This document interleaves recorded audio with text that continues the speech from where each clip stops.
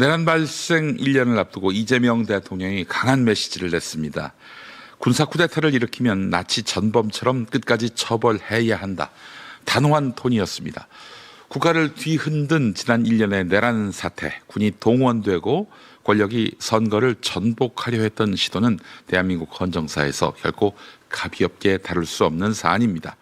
대통령의 말은 한마디로 이렇게 요약됩니다. 처벌을 망설이는 순간 내란은 반복된다.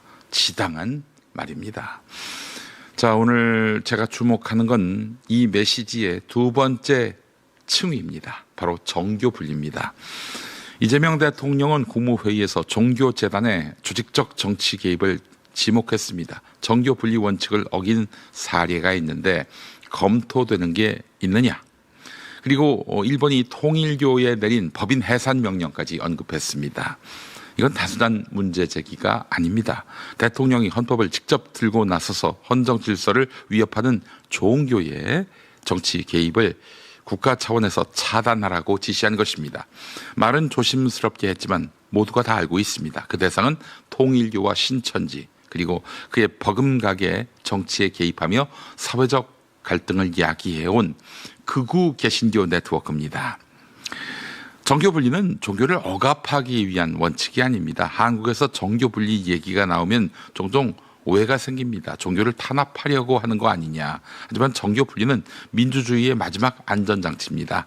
이 원칙이 흔들릴 때 어떤 일이 벌어지는지는 우리가 아주 가깝게 그리고 아주 크게 본 적이 있습니다. 바로 전광훈, 김장환 그리고 여러 극우 개신교 세력이 정치 한복판에 뛰어들며 만들어낸 가짜뉴스, 혐오 동원, 극단주의 정치화의 연쇄였습니다. 이들은 신앙을 내세워서 정치 권력이 원하는 메시지를 반복하고 하나님의 뜻이라는 이름으로 특정 후보를 정치적으로 가호하며 옹호하며 심지어 내란의 근거가 된 가짜 선거 음모론까지 퍼뜨리는 데 앞장섰습니다. 이건 종교 자유가 아니라 종교의 이름을 빌린 정치 폭력이지요. 자, 오늘의 경우는 통일교에게만이 아닙니다. 일본이 통일교 법인을 해산시킨 이유는 신도들의 삶을 파괴하고 과도한 헌금을 강요했기 때문이죠. 정치와 결탁해서 피해를 확산시켰기 때문입니다. 그런데 오늘의 대통령의 메시지는 한학자 총재뿐 아니라 김장환, 전광훈 그리고 수많은 극우 유튜브 목사들에게도 똑같이 향한 것입니다. 그들은 윤석열 정부 아래에서 정치적 영향력을 행사했고 가짜 선거 부정론을 퍼뜨렸고 극단적인 언설로 국민을 갈라놓았습니다. 그리고 정점에서 벌어진 것이 바로 윤석열 정권의 느닷없는 비상계엄, 바로 내란 사태였습니다. 대통령의 말은 이렇습니다. 다시는 종교가 헌정질서 파괴의 도구가 되는 것을 용납하지 않겠다. 오늘 한국의 극우 개신교는 사실상 미국 복음주의 극우의 복제판입니다. 트럼프를 하나님의 불완전한 도구로 칭송하며 선거 부정 음모론을 신앙처럼 퍼뜨렸던 미국의 복음주의자들. 그들의 신념은 정치적입니다. 반공주의, 성소수자 혐오, 여성 억압, 과한 과학 부정, 창조론을 주장하는 바가 그렇습니다. 특정 지도자 숭배, 한국의 극우 개신교가 그대로 이걸 따라하고 있습니다. 트럼프에게 붙은 극우 목사들 뒤에는 빌리 그레이엄 가문의 목사들이 있었고 그 아들이 바로 프랭클린 그레이엄이죠. 김장한 목사하고 매우 가깝습니다. 루트는 미국이지만 그 열매는 한국 정치에서 더 독하게 맺혔습니다. 극우 종교가 내란과 혐오 정치의 연료가 되고 있는 현실 여러분 목도하고 계시죠. 윤석열 정권이 벌인 내란은 군 동원과 선거 부정이라는 두 단어로 요약됩니다. 미국의 16 의회 폭동 기억하시죠?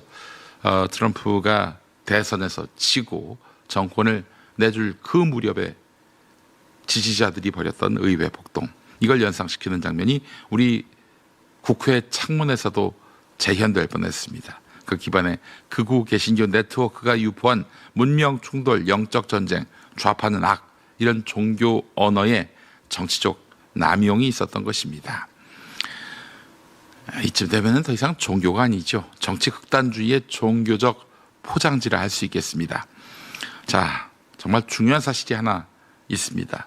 한국 시민들은 극우 종교가 만든 혐오 정치와 폭력 정치를 이미 여러 번 이겨냈습니다. 박근혜 탄핵 촛불에서 농민들이 상경했을 때 수많은 청년들이 경찰 방어막을 무력화시키고 연대했을 때, 자, 장애인, 성소수자, 청년들까지 합세해서 서로를 지켜냈을 때 우리는 이미 보았습니다. 민주주의의 방파제는 시민이다. 그리고 정교 분리는 그 시민을 지키기 위한 최후의 제도적 장치다.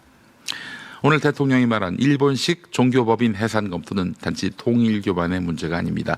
정치에 조직적으로 개입해서 거짓 정보를 퍼뜨리고 혐오를 동원하고 헌정 질서를 흔드는 모든 종교, 비종교 단체에 대해서 법적 조치를 고민해야 한다는 것이죠. 종교의 자유는 물론 당연히 보호받아야 합니다. 하지만 종교의 이름을 빌린 불법, 정치폭력, 그리고 법을 농락하는 이런 행위는 더 이상 자유의 영역, 존중의 영역이 될 수 없습니다.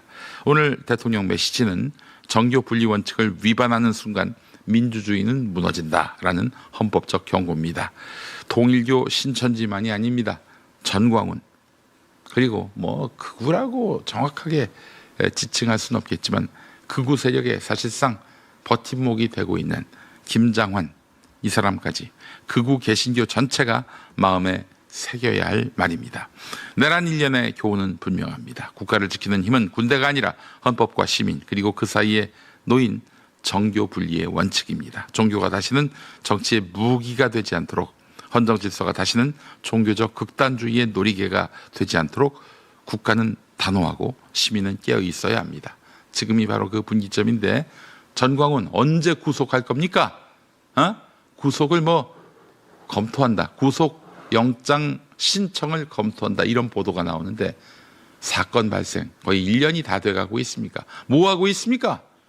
아니, 전광훈을 왜 봐줘요? 시민들도 빤스빤스 하면서 조롱하고 있는데 왜 경찰은 신주단지처럼 보십니까? 종암경찰서, 지금 그 전광훈의 관할 경찰서인데 여기는 정말 너무할 정도로 전광훈을 비호해요. 저희 평화나무가 앞으로 이 전광훈을 비호하는 종암경찰서에 대해서 대대적으로 감시망을 만들어낼 계획입니다.